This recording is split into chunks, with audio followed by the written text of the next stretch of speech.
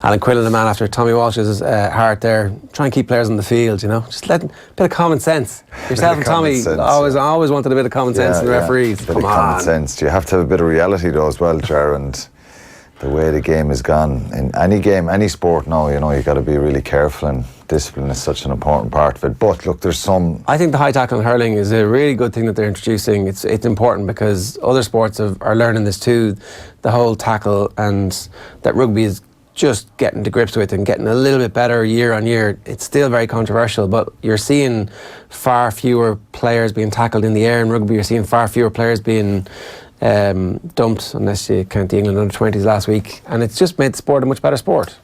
It's making it safer. It's making it tricky for the players, because in the heat of the battle, some of these decisions are split-moment decisions. They're not actually dirty, they're just kind of reckless, and you know, guys are getting punished for it, and it's tough to see guys going off the field. If you see someone doing something intentional, we all go, yeah, that's a red card and he should be sent off, and it's wrong. Yeah. But sometimes you see people going off the field now and you're kind of going, oh, it's ruined the game. When you start talking about ruining the game, it means that you have a bit of empathy or sympathy for them. But yeah, I think discipline is just a really key ingredient, and people laugh at me talking about discipline. I wasn't that bad. I've more of a bad name than anything, you know. But you know what you're talking about is the thing. That's yeah. But it is crucial, and even it's just giving away frees in GA soccer. You know, the free the other night for Shane Duffy's goal.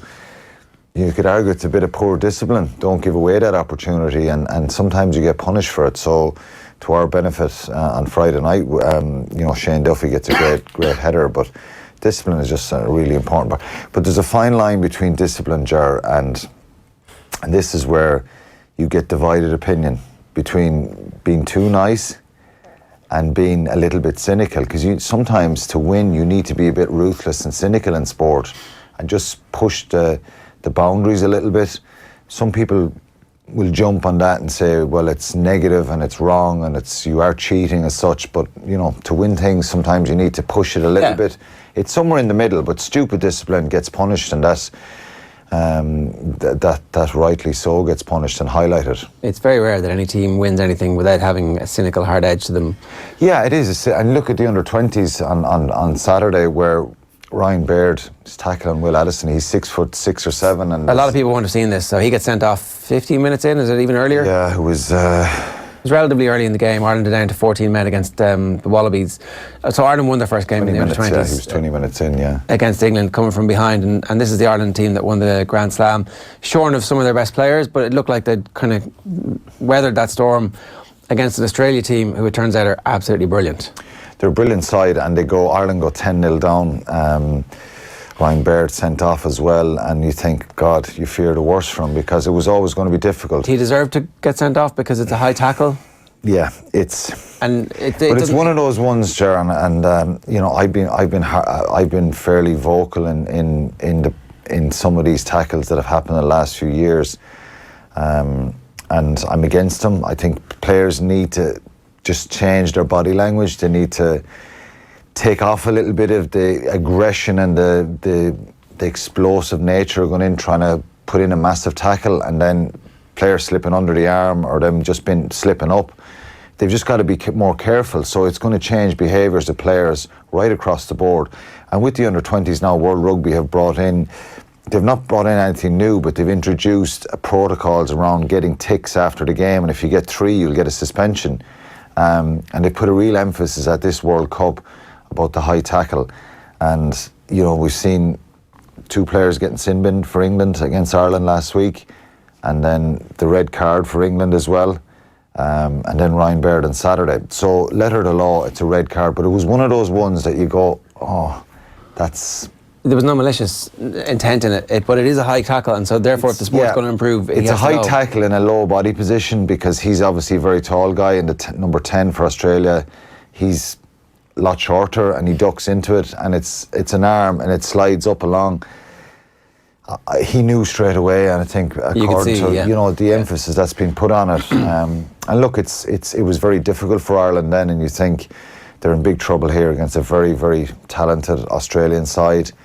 Incredibly, on 59 minutes, I was about to send a tweet to say, well, Andy Farrell is rubbing his hands here with what he's seen here.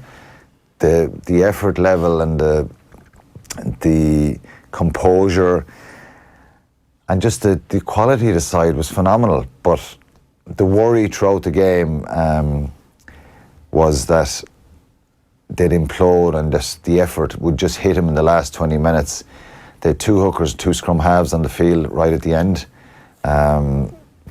They have a number of players missing before the tournament. They had the full-back, Hughes, and Allison, the number 8, both pulled out. Both couldn't play with this game.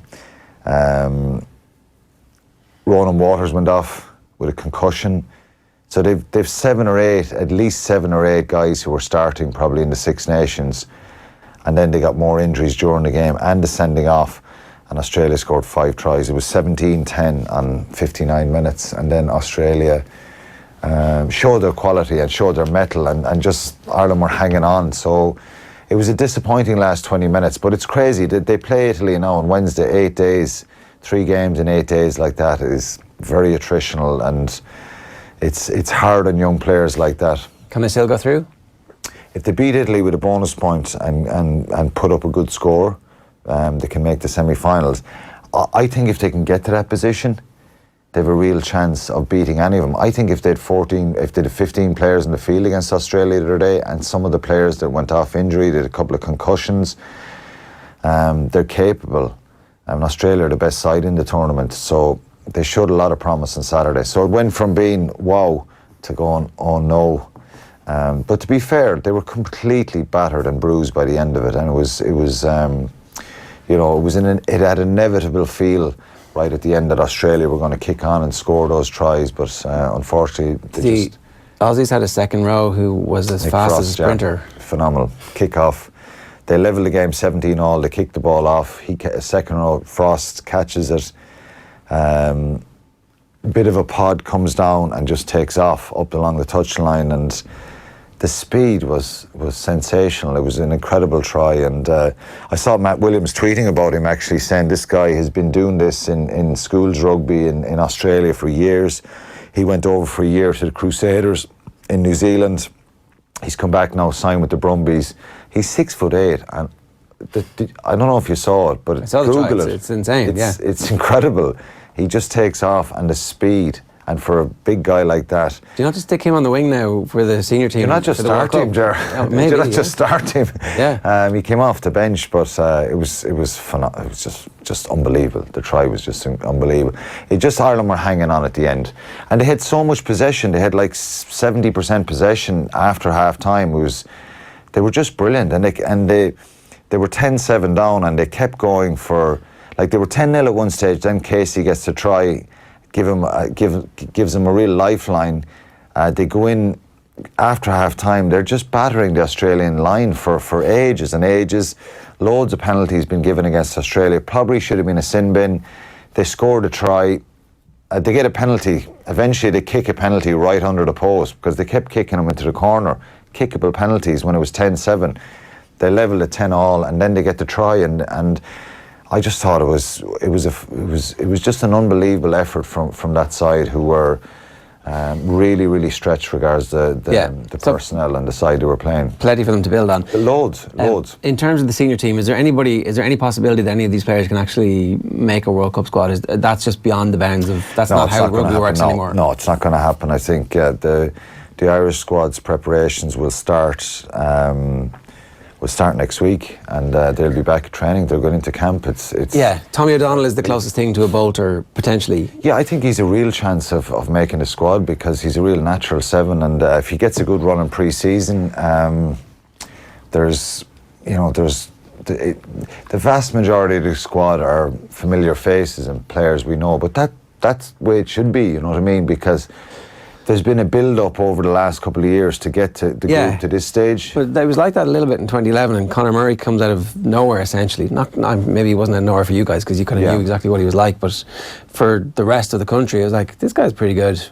He should really be in the team. He's in the team. That kind of... It was like that. Yeah, but if you look at the side, Ger, even after a bad Six Nations, a disappointing Six Nations, I would say, there's no real areas that you go, like, there's no one jumping out there who's going to come in and be a starter. There's a couple of people for sure might come out of it and have a brilliant pre-season with him and force Joe's hand. But the vast majority of the players are kind of the squad. The vast majority of that squad is picked. It's not enough. It wouldn't be picked on paper, but you know, we could probably pick it pretty close. It's just about getting them into form. Yeah, it is, and getting those combinations right. And there's a fair bit of the area that we spoke about. The back row is probably the area, particularly that 7. If there was any more injuries, there is a concern. But you know, they'll hit the ground next week, and it'll be build up the fitness first and foremost for the first couple of weeks. I'm sure they'll do some skills along with the weights and the fitness training and do. But pre-season is about building up a really good base that takes you through the year, and you know, getting the balance of that right. Not overtraining either. We probably overtrained in 2007. That's been well documented. When we went to France, we were on our feet a lot, and you know, we were happy to do that because we felt we were pushing ourselves hard. It was a very, very competitive group who were trying to make that World Cup squad. We went around Ireland. We had a lot of contact sessions. We had a lot of, you know, we went all over the place with the camps we went, and we probably kicked the lard out of each other for most of that summer. So I think getting a squad of players fit, healthy, and really energised going to the World Cup is it'll be the focus. And the first couple of weeks are about building the muscle and the power and the speed and the fitness. Do you want, if you're one of the Southern Hemisphere, do you want your best players at the minute still trying to kill each other as they are in the Super Rugby, or do you want everybody off now for a couple of weeks? What would you prefer? Well, I'm sure their programs down there will implement some rest periods for the Southern Hemisphere players. It's not as busy as normal summer in the Tri-Nations for the Southern Hemisphere team. So I think it'll be about breaks, and I think Ireland come back for a couple of weeks, then take a week off, then come back for a couple of weeks and maybe have a few days off here and there. And that's how you kind of hit peak recovery. And look, sports science is way more advanced now. They all have monitors on, they all have heart. You know, they have daily checks with the doctors and stuff like that. So it's about getting that balance right for individually as well. Some guys will be, it's amazing when you have the camps now, some guys will actually be told to stay out of training, and other guys will be told to do extra, you know, if the body is capable. So everything is monitored now, and that'll be the same for all the teams going to the World Cup. So is it better that you're kind of on a pre-season and you're or do the Southern Hemisphere teams have more of an advantage? They probably have more of an advantage because they're playing matches. It feels that way, doesn't it? Yeah, they're playing matches. And you know, games at times. How beneficial will the World Cup warm-up games be? How much will you get out of them? Well, it's really just getting a run out, isn't it? It's hard to really get up to speed, but you do try and blow off the cobwebs a little bit. Yeah. All right, Alan, good stuff. Thanks for joining us today.